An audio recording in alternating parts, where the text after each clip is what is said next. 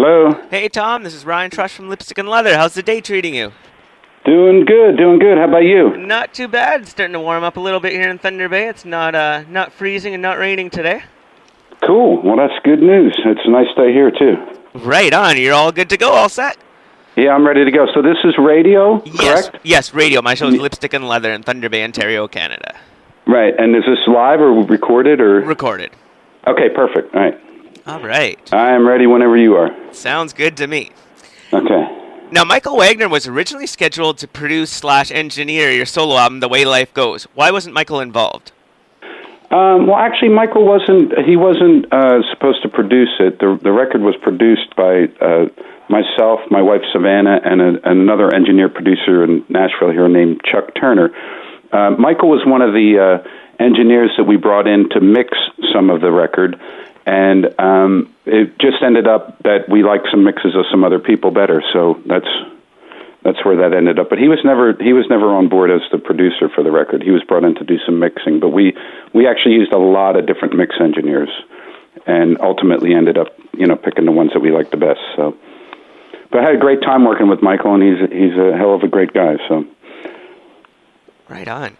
Now, production-wise, did you try to match the Heartbreak Station production on your solo album? Well, I think that sonically, I was going for the same kind of very dry, very honest, in-your-face kind of mix. I think that as the years went by, with the Cinderella records, I really realized that 80s slick process sound, was really not what I really like to hear coming out of the speakers. When we went in to make the first couple records, we were pretty green, and that was the flavor of the day sound, and that's what all the engineers and producers were going for. And it sounded better than anything we had ever done on our own, so it was just like, hell yeah, that's great. But as you grow and you learn the studio more and you learn your music, obviously I've come back to that just straight up. I think that dry, unaffected, less processing is just a little more timeless and classic. So yeah, I kind of always go for that sound, and that honestly was part of the hold up with mixing this record and why we use so many different engineers, because that's it's a lot of guys don't like to mix that way. They like using all their toys and reverbs and buttons and stuff. So it's hard to get someone to sit there and just like, hey, push up the tracks, EQ them, put them right in your face. So. Now, with the newest song on The Way Life Goes dating back to 2002, have you done any writing since then for maybe, a follow-up solo album? I've done a little bit of writing from the time, though we, pretty much the majority of the record was written prior to the recording and production in 2003, but some were written after we started. So it's, a little bit of both, but mostly after we got into the production of it, it was more about the recording and getting the production and performances right and all. But so, yeah, there was definitely some writing done after that. There's a lot of songs still sitting around. So. Right on. Now, your songs are often autobiographical. Would you ever consider writing for a side project or maybe a fictional album or a conceptual album?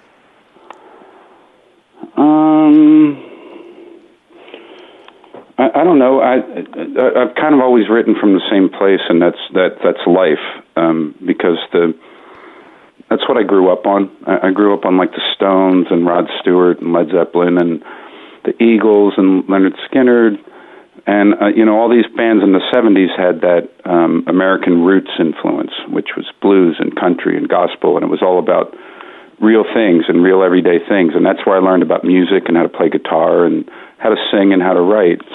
So I don't know. That's just kind of what comes out of me, and it's probably the saying "you are what you eat." And I certainly grew up on that kind of music. So I when it comes to writing a song, it's not something that I really think about.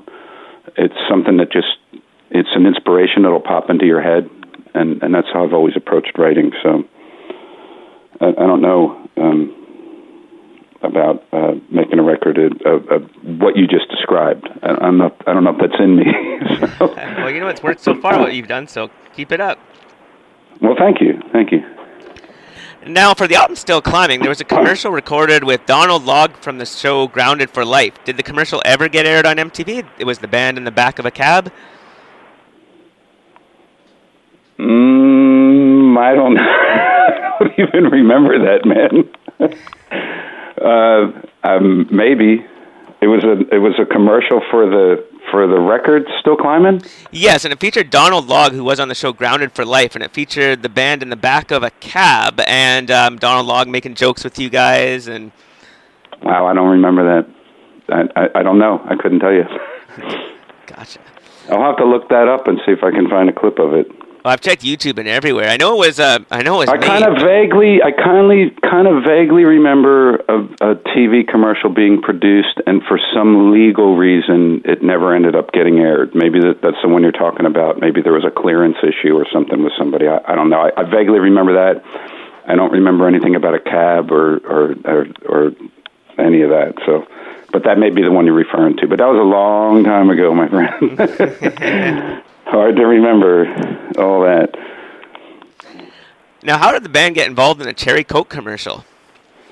Well, now that goes back even further, but I do remember that. It was something that was offered to us.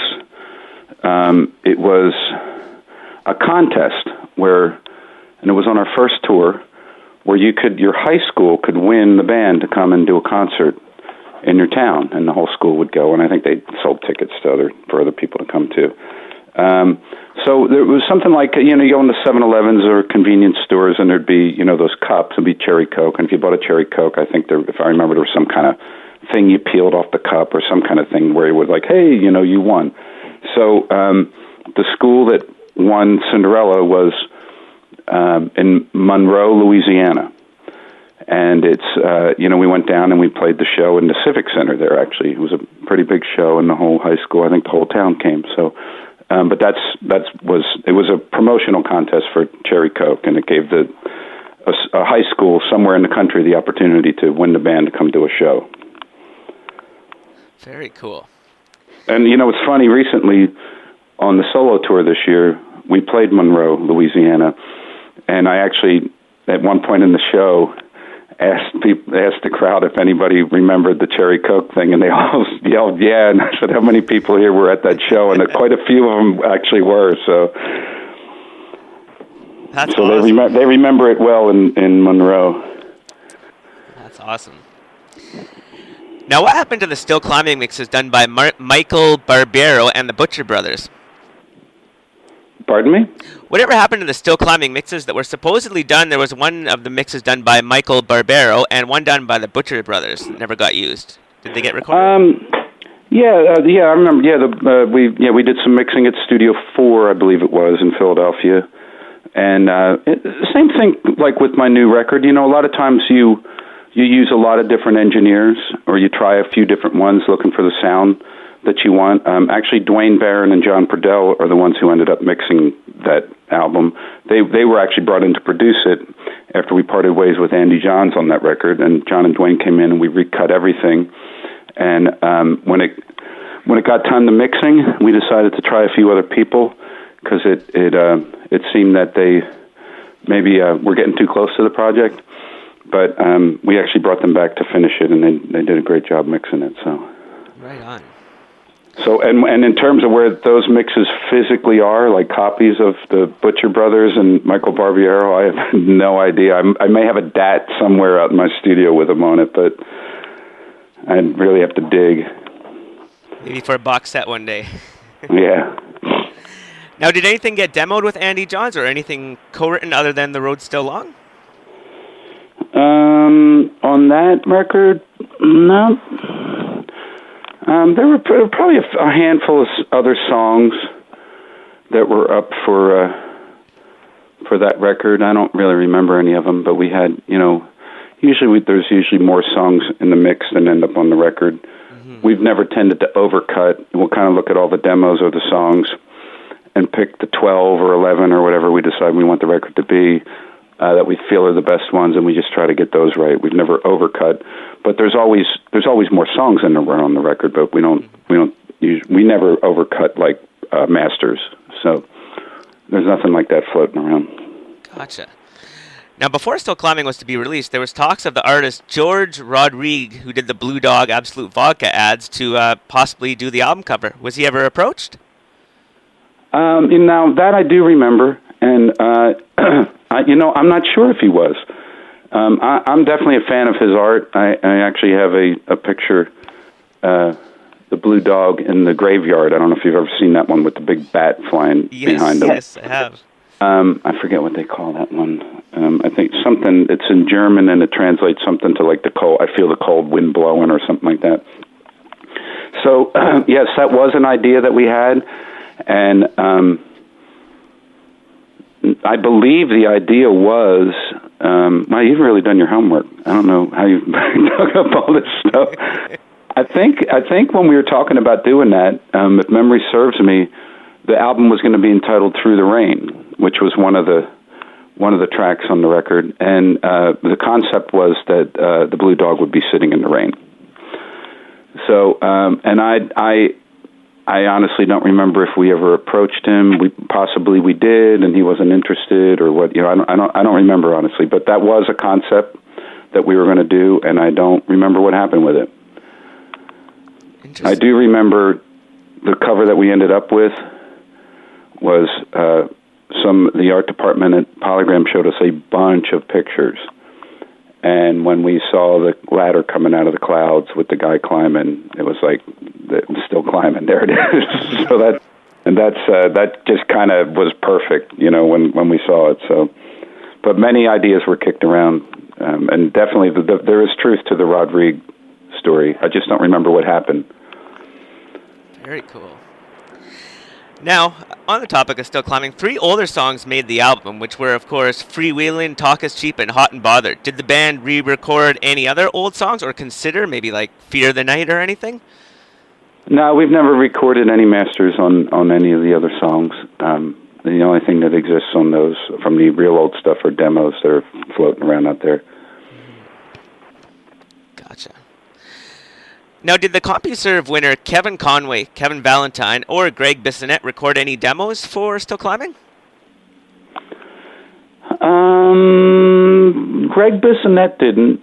He came in and cut some tracks when we were working with Andy, but then we parted ways with Andy because Andy did a great job on our first couple of records, but things weren't working out as well on Still Climbing. So those tracks kind of just went by the wayside when John and Dwayne came in.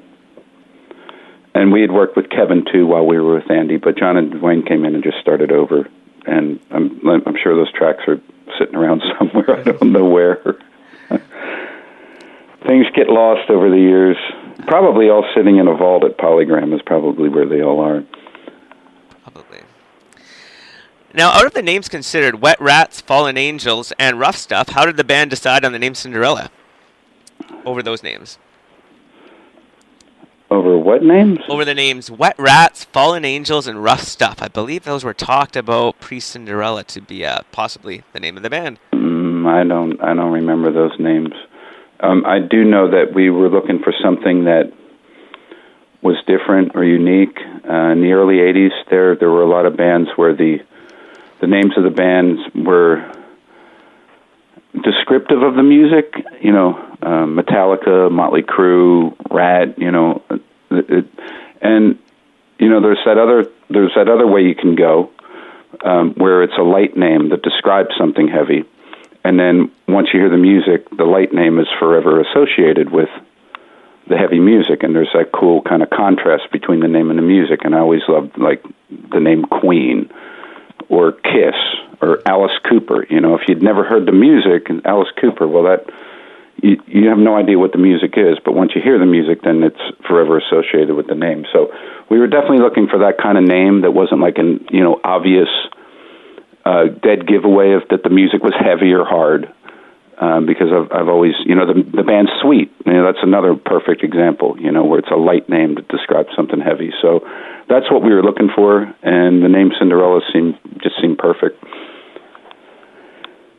And now I think that name is, synonymous with a hard rock blues sound, but, before hearing the music, you wouldn't know what the hell it was. That's true. Now, did you meet Scott Baio on the set of Shelter Me? Yeah. As a matter of fact, yeah.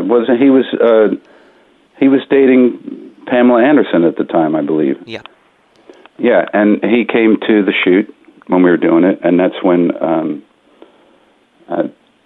Little Richard was there, and Shelley Duvall and Dweezil Zappa. We had a lot of different celebrities on the phones answering the Little Richard's telethon, so that was kind of a fun day. But yeah, I do remember meeting him, and I had to think for a minute why he was there, but now I remember that he was dating Pamela Anderson then. That's right. Great video, great song. Thank you.